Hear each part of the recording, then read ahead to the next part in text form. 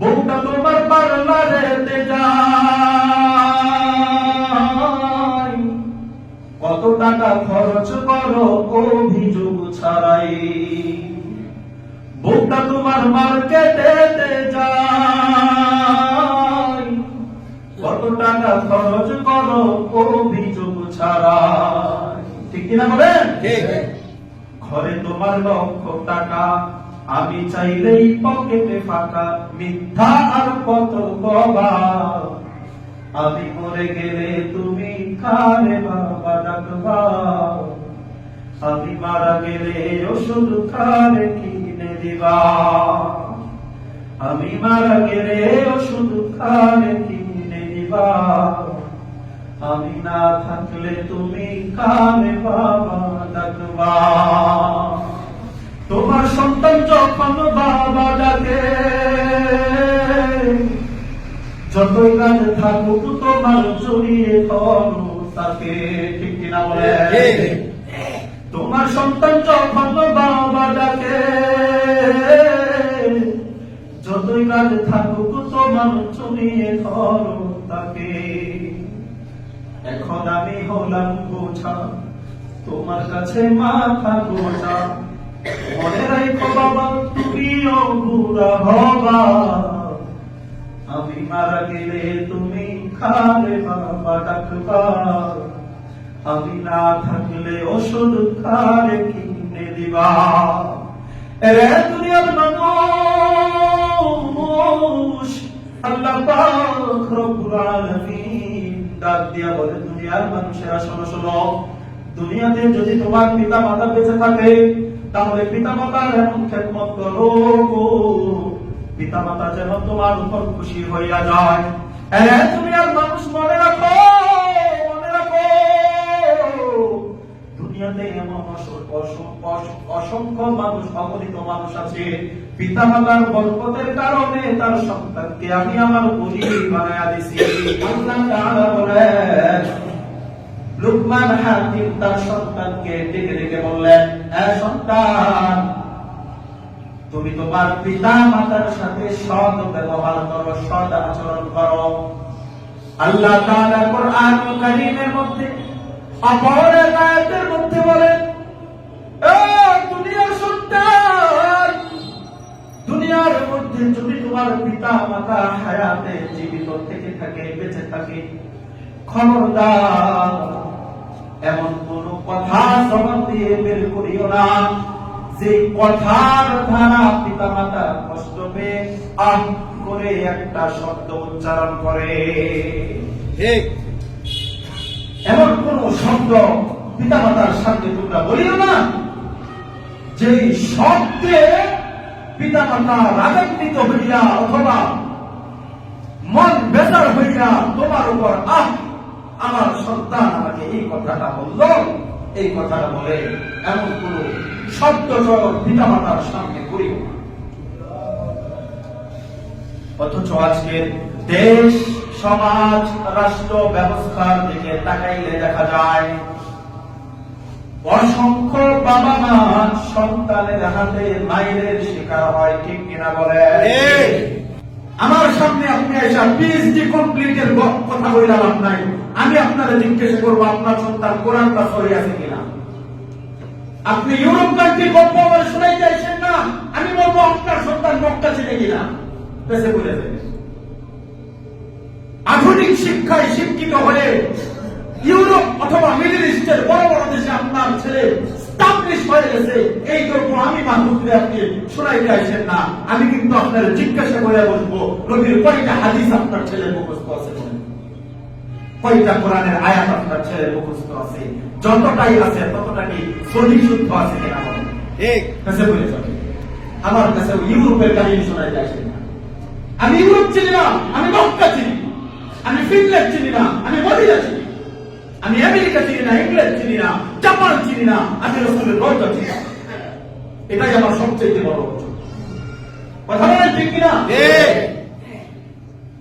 দুই নম্বরে লুকমান হাকিম তার সন্তানকে পিতা মাতার সাথে সৎ ব্যবহার করার কথা বলছেন। সন্তান, খবরদার পিতা মাতার মনের মধ্যে কষ্ট দিও না, খোদার কসম, আল্লাহর কসম, আমার এই ছোট্ট 8 বছরের খেদমতের জীবনে অসংখ্য বাবা তার সন্তানের কথা বলে বলে আমার এই পাগড়ি দিয়ে, আমার ঘাড়ের রুমাল দিয়ে চোখের পানি মুছেছে, আমার সামনে এসে বলেছে আর মুছেছে। এমনও ব্যক্তি, এমনও মুসল্লি আমার 1 সপ্তাহ আগে সন্তানের কথা বলে বলে আমার রুমাল ভিজাইছেন চোখের পানি দিয়া। 1 সপ্তাহ পরে আমি আমার বিবিকে নিয়ে হসপিটালে ভর্তি। আল্লাহর কি কুদরতের খেলা, সেই হসপিটালে ওই বৃদ্ধ গিয়ে ভর্তি হয়েছে রাত 3টার দিকে। আমি তাকায় দেখি আমার মুসল্লি, আরে এটা তো আমার মুসল্লি, কোথেকে নিয়ে আসছেন? আমি আজকে 3 দিন থেকে হসপিটালে শিফট, জামালপুর ইউনিয়ন কেন্দ্রীয় বাজারে, বড় বাজারে, জামালপুর কালীগঞ্জে ওই বাজারের রূপহা ক্লিনিক এন্ড ডায়াগনস্টিক সেন্টারে ভর্তি ছিলাম। ওইখানে অবস্থায় আমি বলতেছিলাম, আমার খুব মহাব্বতের মুসল্লি বৃদ্ধ মানুষ 1 সপ্তাহ আগেও আমার কাছে এসে আমার এই রুমাল দিয়ে সে তার চোখের পানি মুছেছে। তাকে আমার কোলে একটু দেন। হায় হায়, আমার কোলে নেওয়ার সাথে সাথে মানুষটা আমাকে এমন ভাবে চাপতে জড়ায় হচ্ছে, আমার চোখের পানি রাখতে পারি নাই। লা ইলাহা ইল্লাল্লাহ এই জিকির ছাড়া তার মুখে অন্য কিছুই ছিল না। আমার চোখের সামনে দেখতে তাকায় থাকতে থাকতে মানুষটা আমার কোলে মারা গেল। আপনার সন্তানটা যে বালিগ হয়ে গেছে, তার উপরে যে রোজা রাখা ফরজ, এটাকে আপনি ভুলে গেছেন?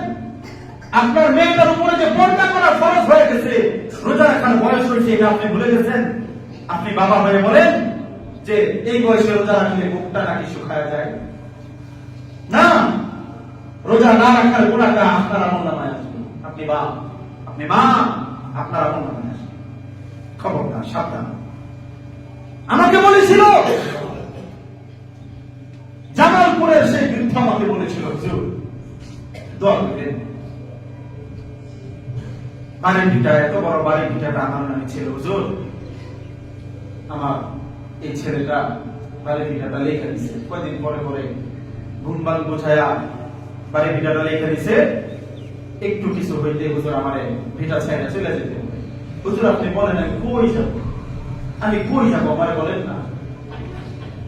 হুজুর দেখেন, এই যে বুকের বাম পাশে ব্যথা করে, কফ জমা হয়ে থাকে, হুজুর আমার ওষুধ খাওয়ার টাকা দেন, আমি কই যাব, কার কাছে যাব বলে? মানুষের কাছে গেলে আমার বলবে তোমার এত সম্পদ, সব সম্পদ তো আমার ছেলের নামে লিখে দিচ্ছি, হুজুর আমি ওষুধ কেনার টাকা দিব। হায় রে সন্তান, তোমার যখন 4 বছর বয়স বা 5 বছর বয়স, তখনও পর্যন্ত তোমার বাপ মা তোমার রেখা একটা লোকমা দানা মুখে দেয়নি, দেয়নি। আর তুমি তোমার বাপ মায়ের ওষুধ কেনার টাকা দাও না। এজন্যই কবি বলে, বাজার আমার ওষুধ নাই, ঘন ঘন কাশি হয়, বুকের বাম পাশে ব্যথা, ঝাপসা দেখি সব সময়। বাবায় বলে, এগুলা কথা কে বলে? বাবায় বুকে কষ্ট নিয়ে বলে, বাজার আমার ওষুধ নাই, ঘন ঘন কাশি হয়, বুকের বাম পাশে ব্যথা, ঝাপসা দেখি সব সময়। এসব কথা ছেলের কানে যায় না, অথচ ছোট্ট বেলায় ধরতো কত পায় না। ঠিক কিনা? অথচ ছোট্ট বেলায় তোমার কত পায় আছে। বল একটা রেখা আব্বা একটা কিনে দাও না। আব্বা এই মোবাইল ভালো লাগে না, আরেকটা মোবাইল কিনে দাও না। আব্বা একটু আপেল আইনো, আব্বা নতুন জামা কিনে দাও না। অথচ তুমি ছোট্ট বেলায় কত বায়না করতা। বাবাই বলে, বউটা তোমার পার্লারেতে যায়, কত টাকা খরচ করো অভিযোগ ছাড়াই। বউটা তোমার মার্কেটেতে যায়, কত টাকা খরচ করো অভিযোগ ছাড়া। ঠিক কিনা বলেন? ঠিক। ঘরে তোমার লক্ষ টাকা, আমি চাইলেই পকেটে ফাঁকা, মিথ্যা আর কত কবা। আমি মরে গেলে তুমি কারে বাবা ডাকবা, আমি মারা গেলে ওষুধ কারে কিনে দিবা, আমি মারা গেলে ওষুধ কারে কিনে দিবা, আমি না থাকলে তুমি কারে বাবা ডাকবা।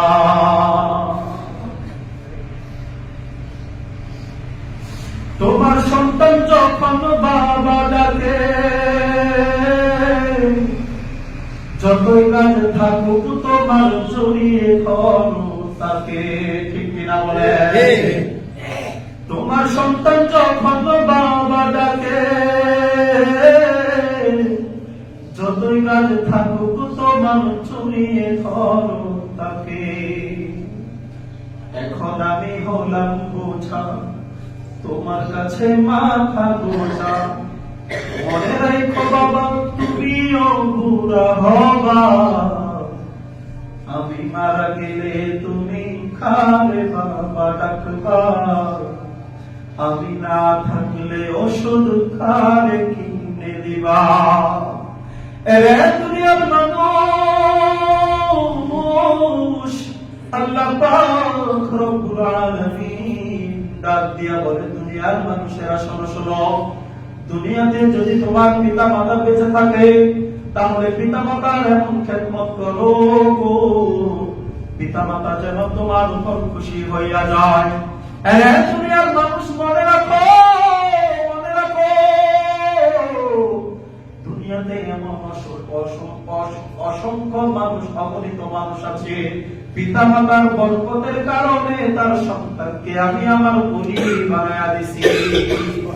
দুনিয়াতে এমন অসংখ্য সন্তান আছে, যেই সন্তান পিতা মাতার বরদোয়া পাইয়া দুনিয়াও ধ্বংস করে দিছি আমি আল্লাহ, আখিরাতও ধ্বংস করে দিছি, ঠিক কিনা বলে?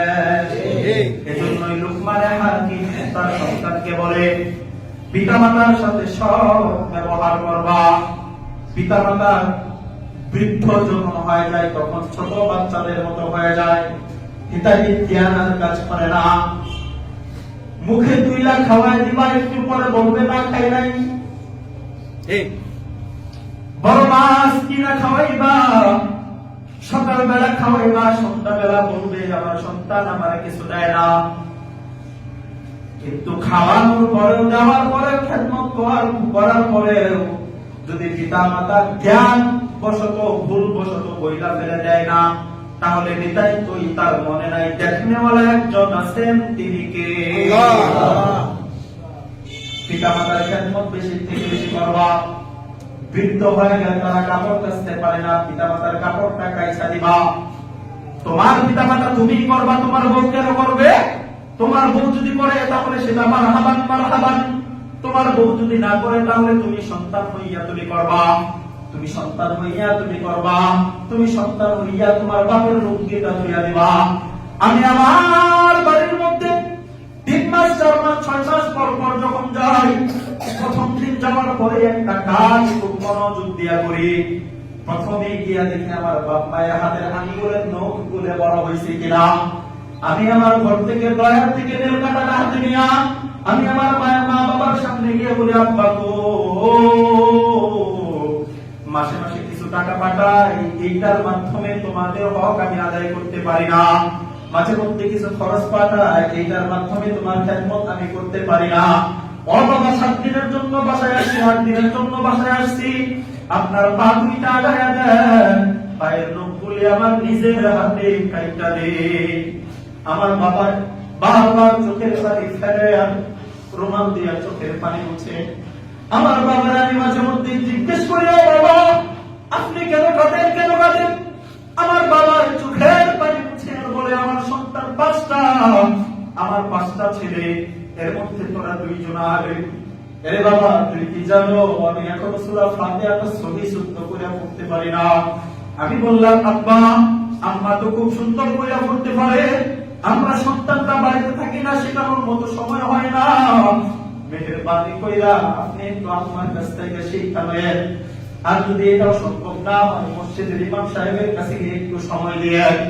আমি আমার বাপরে বললাম, ও বাবা নিতান্তই আমরা যখন সবাই মিলে বাড়িতে আসি আপনার একাকিত্ব ভাবে কাঁদতে দেখি, ও বাবা, আমার বাবা চোখের পানি মুছে আর বলে, বাবা তোর কি মনে আসেনি তুই কত বছর লেখাপড়া করছ? আমি আমার বাবার জড়ায় ধইরা বলি, ওরে বাবা, আমি না হইলে 14-15 বছর পড়াশোনা করছি। আমার বাবা আমার বলে, বাবা রে, এই 14 বছর 15 বছর পর্যন্ত তোর এক সেট পাঞ্জাবি আমি বাবা হইয়া বানায় দিতে পারি নাই। আল্লাহর কসম, আমার ছাত্র জীবনে আমার বাবা এক সেট পাঞ্জাবি আমার বানায় দিতে পারে নাই। এই জন্যই বাপের প্রতি আমি রাগ, না না না না, কোশ্চিন করো না। আমার বাবার গলাটা জড়া ধরে এখনো মাঝে মধ্যে আমার বাবাকে বলি, এরে বাবা,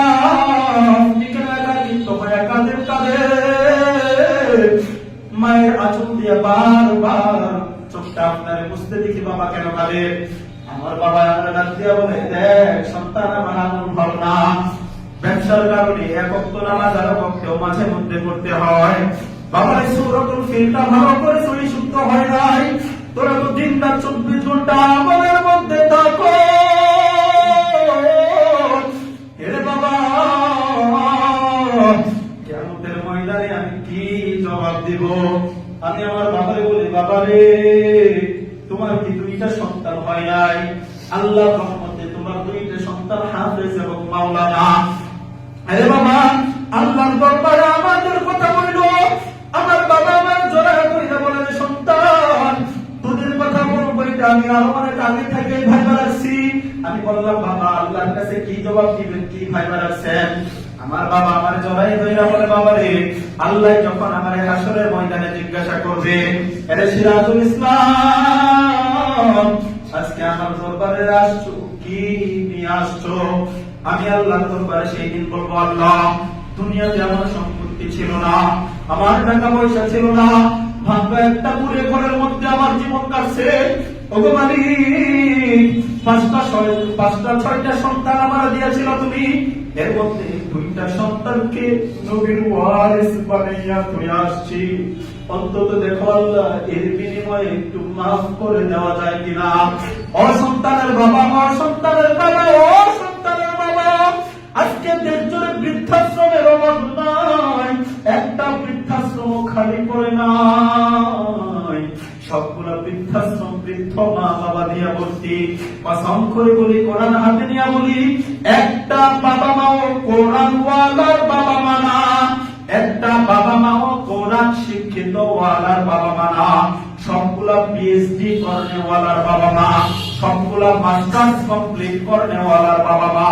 কোরআনের জ্ঞান, এই জন্যই আমি আমার সমাজের মানুষদের পায়ে হাত রেখে বলবো, সমাজের মানুষ, আজকে যারা সন্তানের বাবা হইছো,